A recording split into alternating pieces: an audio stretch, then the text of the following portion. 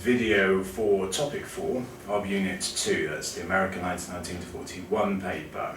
So this key topic is all about Roosevelt and his New Deals, his attempt to put America's economy back into gear. So let's look at Roosevelt to start. Roosevelt promised the American people a New Deal if they elected him. And this is where we get the name New Deal from that historians use. It comes from a speech that he delivered during his election campaign. His New Deal is economic recovery, also includes a few sweeteners such as ending prohibition, which is very popular obviously. And as a result he has a landslide victory of 42 out of the 48 states, there's no Hawaii or Alaska at this point, mean that he is the biggest victor at any presidential election up to this point in time, and it's only beaten by himself again in 36. Part of this is the idea that he's a man of the people. Now this is entirely a fabricated image. He's from a very, very privileged family, far more privileged than Hoover ever was. Hoover was a self-made millionaire. Roosevelt was born with a silver spoon in his mouth very much, from a very rich family. But this illusion was created through various means. The fireside chats were speeches where he went on the radio. You can see him recording one in that picture. He reassured people that everything was going to be okay. There's a very sort of fatherly sense about Roosevelt and the way he spoke to people. He used everyday language. He didn't try to confuse people with economic jargon. And he talked about his family, he talked about his pets. He came across as a normal person. I mean, we very much expect that of our politicians today. But in the 1930s, that was a new approach. It made him seem more human, more approachable, a man of the people. He ensured that every letter that was addressed to him was answered. Over 8,000 of these arrived every day. He obviously didn't reply himself, but he made sure that there was some sort of reply. People didn't feel ignored by Roosevelt. And similarly, if anybody ever phoned the White House, it was under Roosevelt's instructions that they would never be cut off, they would always be listened to. The 3 R's are what underpin the New Deal programme. It's just a healthy way for you to remember them. So relief is the first R. That is the immediate help for poor people, unemployed people to survive the Depression, the Dust Bowl, the things that are going on that are problematic in the 1930s. Relief is the first one, the first step. Recovery is the next phase of that. It's about getting the economy going again, putting in new organisations, pumping in money to try and kickstart that economy to get back to where they were before 1929. And the final step is reform. Changing things for the long term so that a depression can never happen again. So relief, very short term, like putting a plaster over a wound. Recovery, starting to heal the patient. Reform, changing things so that these problems won't happen again. The 100 days is the beginning of the relief. This is the first 100 days that Roosevelt comes into power. He convinces Congress that he should be given emergency powers to deal with the economic crisis. He's given them for the 100 days, that's where the name comes from. Now, he uses these 100 days to push through a huge amount of legislation. He doesn't need to be using Congress to pass these bills. That's what emergency powers means. It does give him a lot of power, but it also cuts out a lot of the red tape.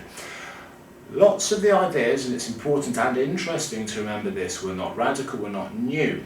A lot of them are very similar to what Hoover had actually been trying to do, but the differences are on a much bigger scale, lots more money, and much more efficient mechanisms to push them through.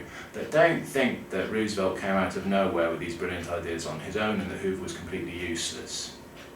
Confidence is a big, big part of Roosevelt's appeal and Roosevelt's New Deal. He was a confidence man. He was very good at making people feel reassured, as we saw through his fireside chats. He also abolished prohibition. That gave people a sort of boost, both chemically, but also for moral reasons. They were happier to have alcohol back. It's a sign that things are getting better. They can enjoy themselves. They can perhaps forget about their worries for a bit. It's an important one to the morale of the people. The Emergency Banking Act is the much more sort of nuts and bolts confidence when we're talking about economic confidence. That allows him to close down all the banks. They have a big bank holiday.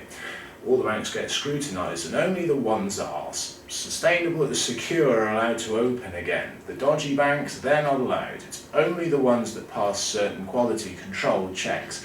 And when they do reopen, they're backed up by the Federal Reserve. So that's like saying that the country's going to pay for any shortcomings in your bank. That gives investors a huge boost of confidence because it's very, very unlikely that a country's going to go bankrupt. New rules for the stock exchange also restored a bit of confidence into the stock market, so people would start buying shares again. Fixing the economy is the next step, so he's provided a bit of a confidence boost. He actually needs to fix it properly. He was very insistent from the start he wouldn't run a deficit. The deficit simply means when a government spends more than it makes through taxation or other methods. He's not going to do that. He cuts the wages of government employees by 15% as part of cutting down on their expenditure. And then starts to introduce things that will help the economy. The Farm Loan Act, the Homeowners Act and the Bankruptcy Act.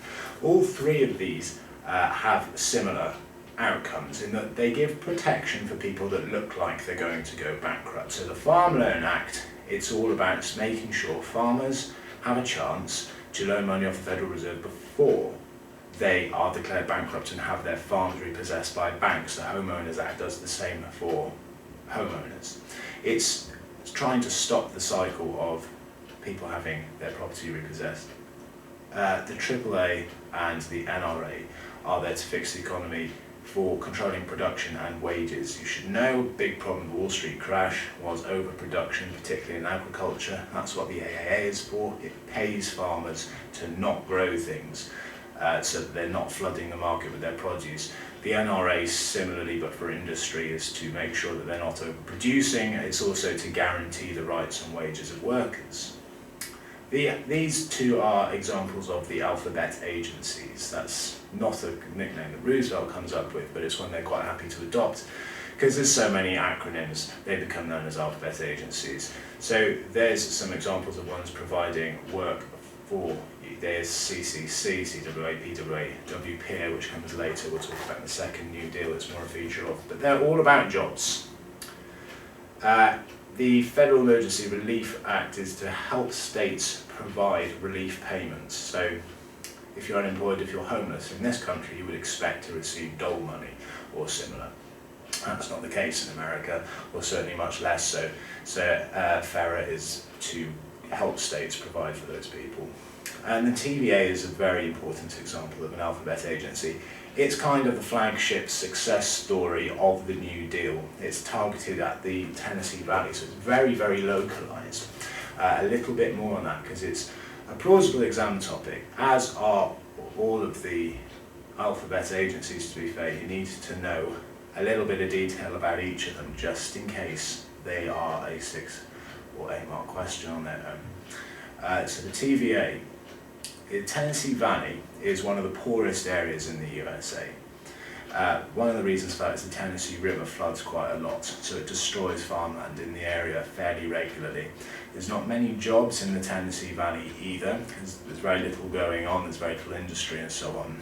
And because of the river flooding, this creates a lot of stagnant, low-lying, swampy-like areas rife for insects and for disease. So there's very poor health in the region as well. So the TVA, Tennessee Valley Authority, builds hydroelectric dams. You can see one in the photograph there, which does a lot of things. It controls the river, so we can sort out these things like disease and flooding that's destroying farmland. They provide electricity as well. Hydroelectric dams, as you may know, allow a certain amount of water through to generate electricity. That's really useful. It's a very poor area. There's a large part of the area won't have access to electricity, particularly the farms. And above all, construction jobs running and managing the dams. So that in a nutshell is the New Deal, which is the term we use to refer to the changes Roosevelt made when he came in. Thank you for watching.